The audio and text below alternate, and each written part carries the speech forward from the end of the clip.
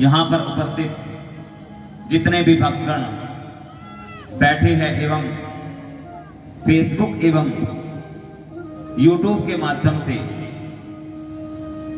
जितने भी श्रोतागण कथा को सुन रहे हैं, सभी को सादर जय सिया राम। जय सिया राम। कल कथा कहाँ विश्राम भाई?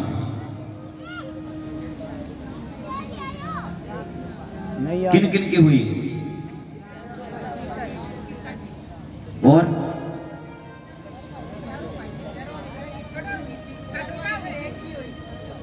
तालियां बजाई जाएगी।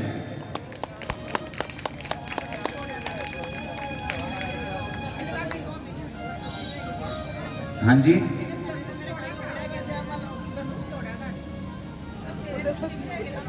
नहीं इतनी भी ताली नहीं बजवाई जाएगी, उल्टी ले ली जाएगी सिर्फ। हाँ जी, ऐसा हो सकता है। देखिए, जब प्रभु श्री राम जी एवं मां जानकी जी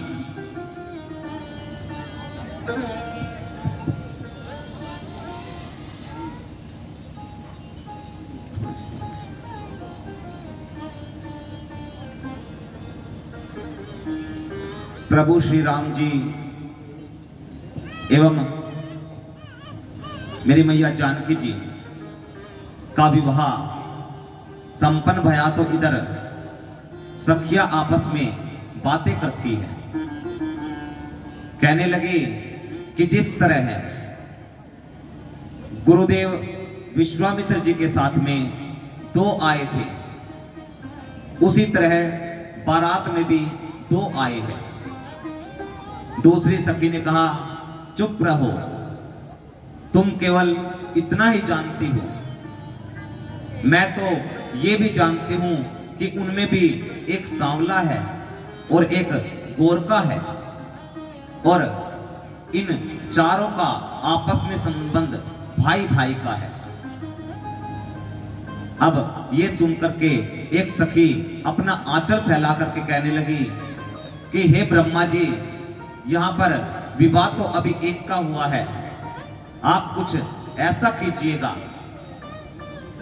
कि यहां से इन चारों में से कोई भी कुंवारा न लौटे। इधर सखियों ने ब्रह्मा जी से प्रार्थना की और यहां पर गुरुदेव विश्वामित्र जी के हृदय में यही बात उत्पन्न हो गई। जैसे ही विवाह संपन्न भया तो गुरुदेव विश्वामित्र जी ने महाराज जनक जी से कहा कि महाराज, क्या आपके घर में और भी कोई कुंवारा बचा हुआ है?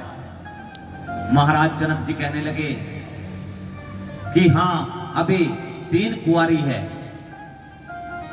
इधर गुरुदेव वशिष्ठ जी ने कहा कि आपके यहां पर 3 कुंवारी है, हमारे यहां पर 3 कुंवारे हैं, तीनों को लेकर के आओ, सभी को अभी विवाह सूत्र में बांध देते हैं। शतानंद जी ने उधर से शाकोचार किया। भरत जी की जो महाराज जनक जी है, उनके छोटे भाई कुशध्वज की पुत्री बड़ी, नाम है मांडवी, मांडवी के साथ विवाह भया। और सीता जी की छोटी बहन उर्मिला, उर्मिला जी के साथ लक्ष्मण जी का विवाह भया। और जो महाराज जनक जी के छोटे भाई कुशध्वज की छोटी पुत्री है, नाम है श्रुतकीर्ति, शत्रुघ्न जी का विवाह उनके साथ संपन्न भया। वेद की रीति के अनुसार सभी चारों के चारों भाइयों का विवाह संपन्न भया। उसके उपरांत देखिए, बारात लौटी नहीं अयोध्या,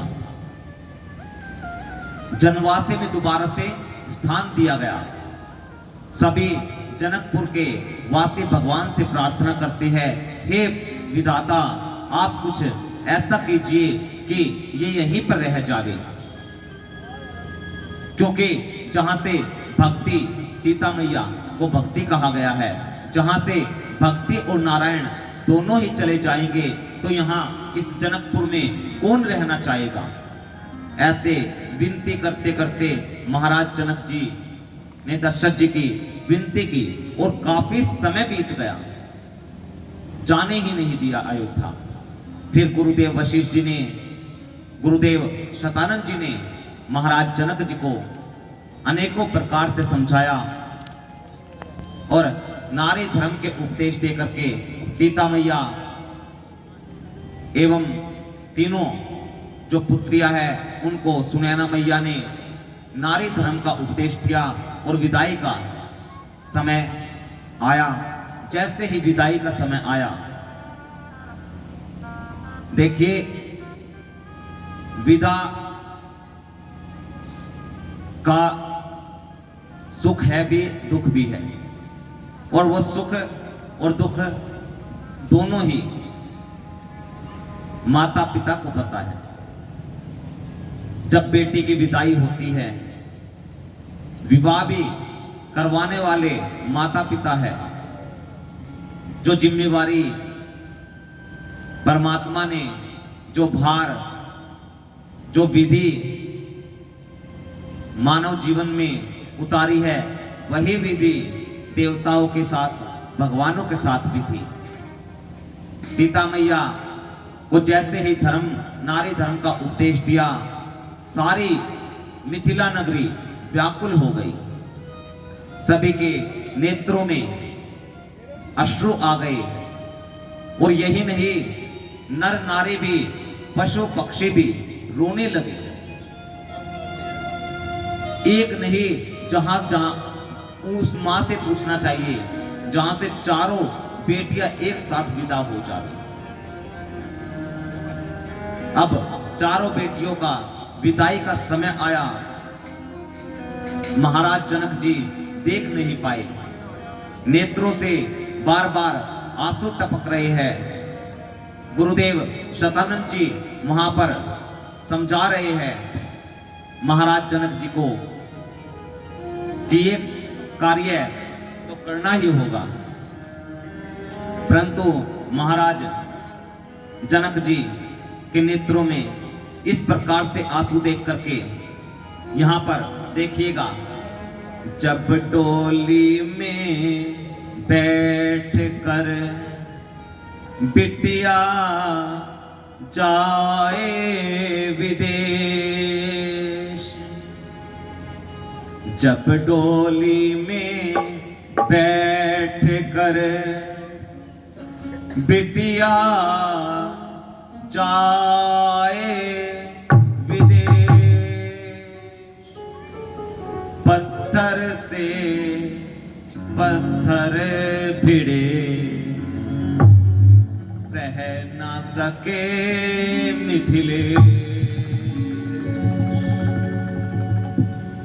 मिथिलेशपति महाराज जनक जी सहन नहीं कर पाए। चारों बेटियों की विदाई, ये धर्म करना ही था। इस धर्म को निभाया, चारों बेटियों की विदाई हुई। जिस प्रकार से महाराज जनक जी ने बारात के आगमन के लिए अयोध्या से लेकर के जनकपुर तक अति उत्तम व्यवस्था की हुई थी, उसी प्रकार से बारात की मिथिला से अवधपुर जाने तक भी उससे उत्तम व्यवस्था की हुई थी। जाकर के माताओं ने द्वार पूजन किया और सभी बहुओं को माताओं ने अपनी बेटी के रूप में स्वीकारा। महाराज जनक जी कहते हैं कि आज के बाद इनको आप बहू के रूप में ना देखिएगा, अपनी पुत्री ही बना करके रखिएगा। धीरे धीरे समय व्यतीत हुआ। भरत जी, शत्रुघ्न भैया ननिहाल को चले गए। धीरे धीरे समय व्यतीत हुआ। एक बार महाराज जनक जी, महाराज दशरथ जी हाथ में दर्पण लिए। देखिए दर्पण का कितना महत्व होता है। चर हो या अचर जीव हो, चाहे इंसान कितने ही रंग क्यों ना बदल ले, दर्पण कभी भी झूठ नहीं बोलता। और हमें भगवान क्यों नहीं दिखाई देता? कारण जिस प्रकार से एक दर्पण के आगे यदि धूल जमा हो जाए, तो उस दर्पण के आगे धूल जमा होने के बाद क्या हम अपना चेहरा देख सकते हैं? कहिएगा, देख सकते हैं? नहीं देख सकते। उसी प्रकार से ये जो हमारा मन है, ये भी एक दर्पण रूप है। जब तक हम हमारे मन से मल, हमारे मन से धूल, धूल कौन सी है? काम, क्रोध, लोभ, मद, मोह, मत्सर, ये धूल नहीं हटा पाएंगे, तब तक हमें अपने हृदय के अंदर उस परम पिता परमेश्वर के साकार रूप में दर्शन नहीं हो सकते। तो ऐसे ही महाराज दशरथ जी ने अपने हाथ में दर्पण लिया। दर्पण लेकर के जो उनका मुकुट था, उस मुकुट को सीधा करने लगे। श्रवण समीप, श्रवण समीप, भय शीत के सा, मना हो जरठ पनो, असी उपदेश। श्रवण, श्रवण यानी कि कान, श्रवण समीप, श्रवण के पास। ये जो बाल है, ये वाले बाल दिखाई दिए महाराज दशरथ जी को कि सफेद हो गए, और सफेद होकर के मानो एक कान में जाकर के ये कह रहे हो कि महाराज अब आप वृद्ध हो गए हैं, अब अपने जीते जी अयोध्या के राज सिंहासन को अपने बड़े पुत्र राम को दे दिया जाए, और अपने आप वन में जाकर के भक्ति में लीन हो जाना चाहिए, अथवा भक्ति मार्ग को चुन लेना चाहिए। मन में हर्षित होकर के दौड़ कर गए। कहां गए? कहां गए होंगे? कहां पे? देखिए, इंसान जब भटक जाता है, या इंसान को कभी भी किसी चीज के बारे में सलाह लेनी होती है, तो वह सदैव अपने से श्रेष्ठ के पास जाता है। और महाराज दशरथ जी धर्म धुरंधर, धर्म की धूरी को धारण करने वाले परम श्रेष्ठ थे।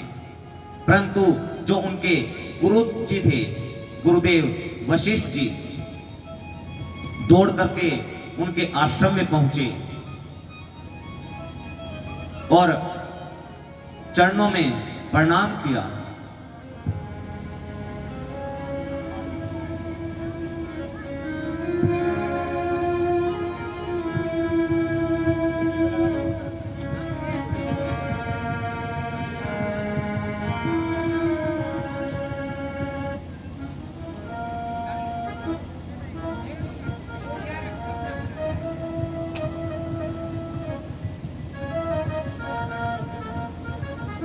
पी सकता हूं ना पानी? तो पूछना चाहिए श्रोतागणों से। दौड़कर गए और चरणों में जाकर के दंडवत किया।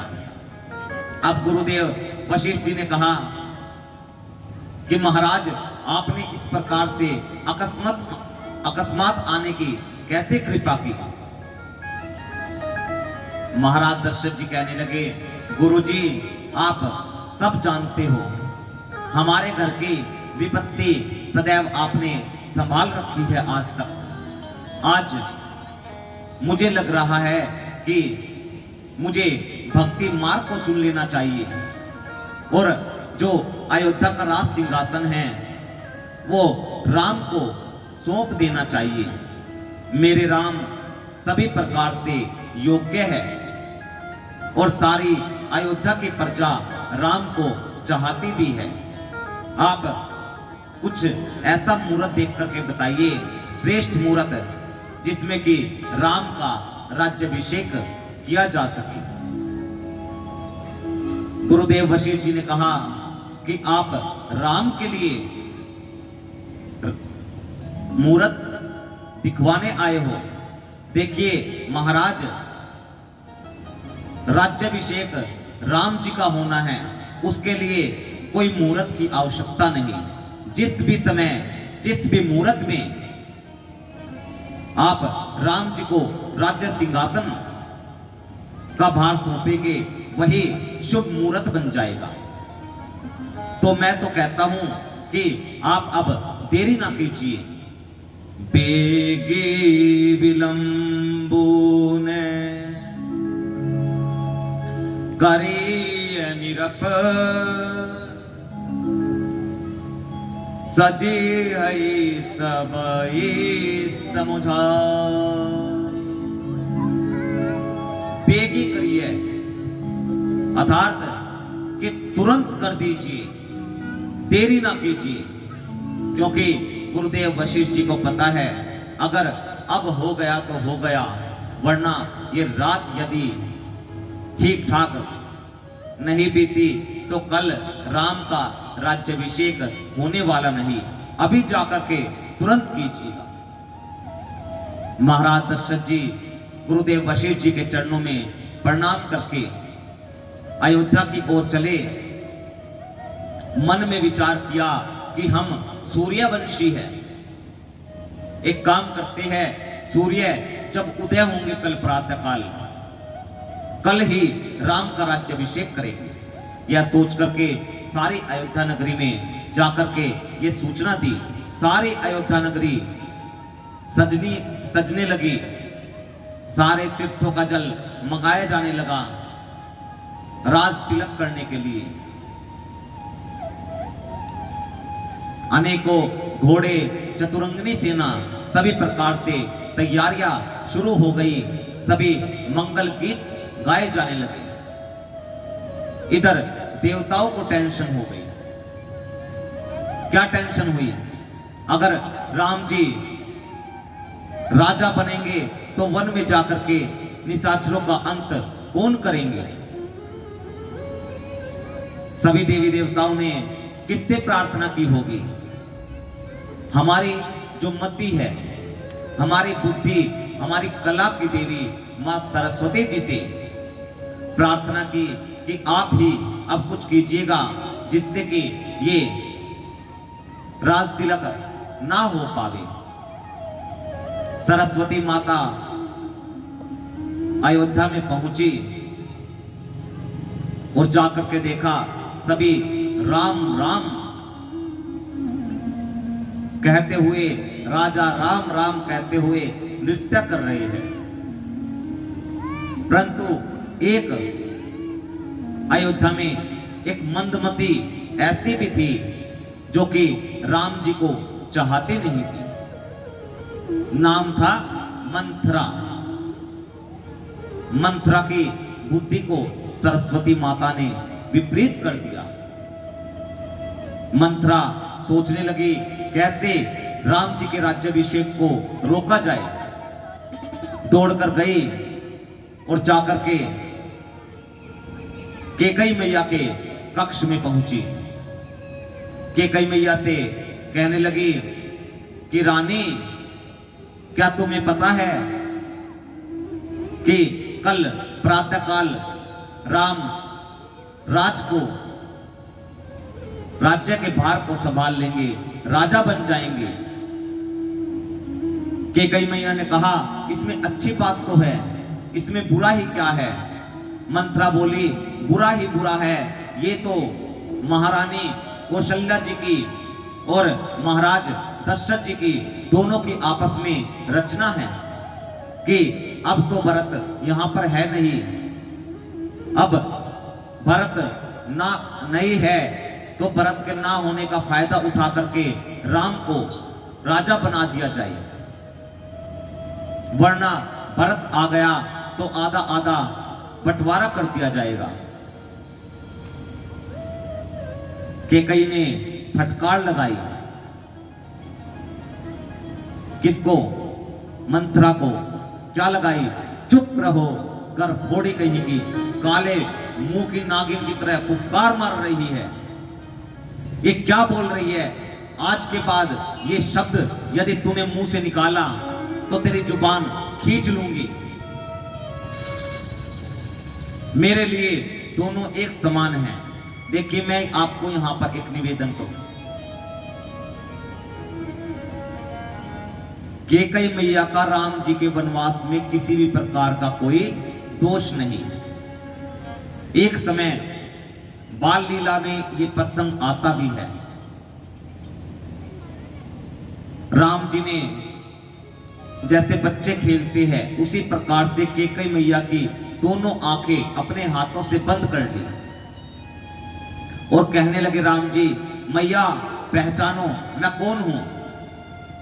कैकेयी मैया ने हाथों को जैसे ही स्पर्श किया, कहने लगी, तू तो मेरी आंख का तारा, मेरा राम है, मैं तुझसे कैसे दूर हो सकती हूं। तब उस समय राम जी ने कहा कि मैया, मैं तो तेरा सबसे प्यारा पुत्र राम हूं, परंतु इस प्यारे पुत्र के लिए तुझे एक दिन बुराई स्वीकार करनी पड़ेगी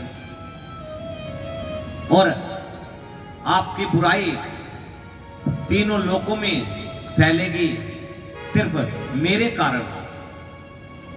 कैकेयी मैया ने कहा कि उस बुराई में भी मेरी भलाई है। ये सारा जगत मेरी बुराई करे, परंतु मेरा राम कभी मेरी बुराई ना करे। इस संपूर्ण जगत की नजरों में मैं बुरी कहलाऊं, ये मुझे स्वीकार होगा, परंतु अपने राम की नजरों में मैं कभी बुरी बनूं, ये मुझे कदापि स्वीकार नहीं हो सकता। राम जी ने हाथ जोड़कर कहा, मां, आपका बहुत बहुत धन्यवाद। तो आज वही अवसर आया। मंथरा सिखाने लगी कि जाओ, अब भी समय है। अब कैकेयी मैया को भी पता है मन में कि क्या करना है।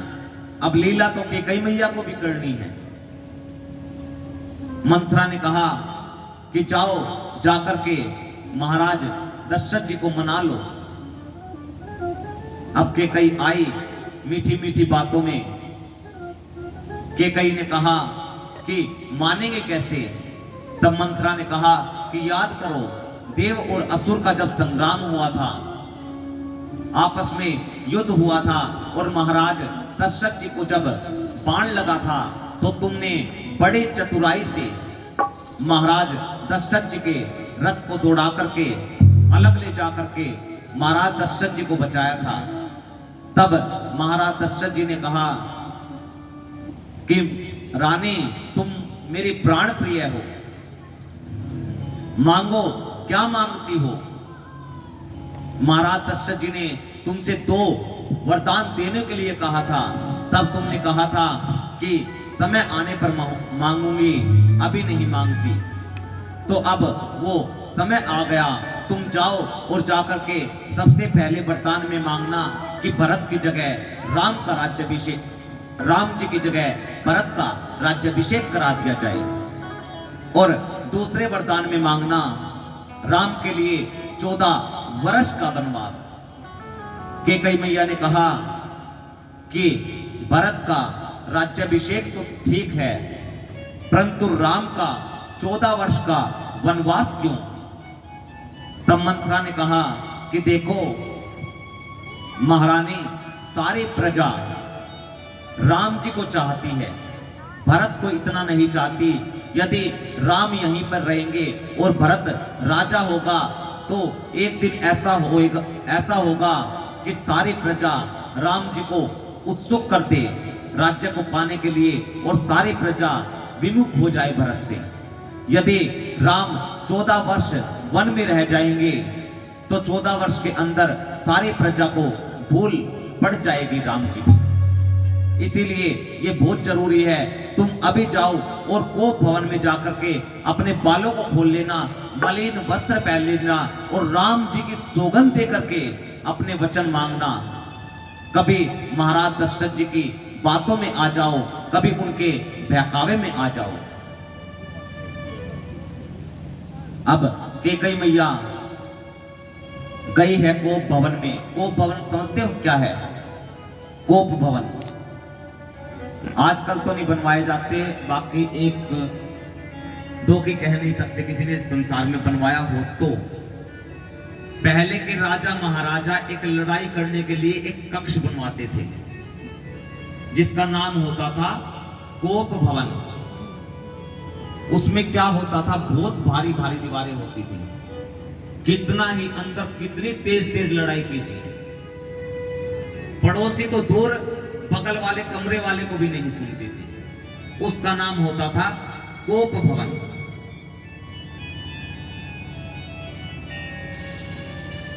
आचार्य श्री दीपक जी जहां कहीं भी वो एक प्रवास सुन पा रहे हो,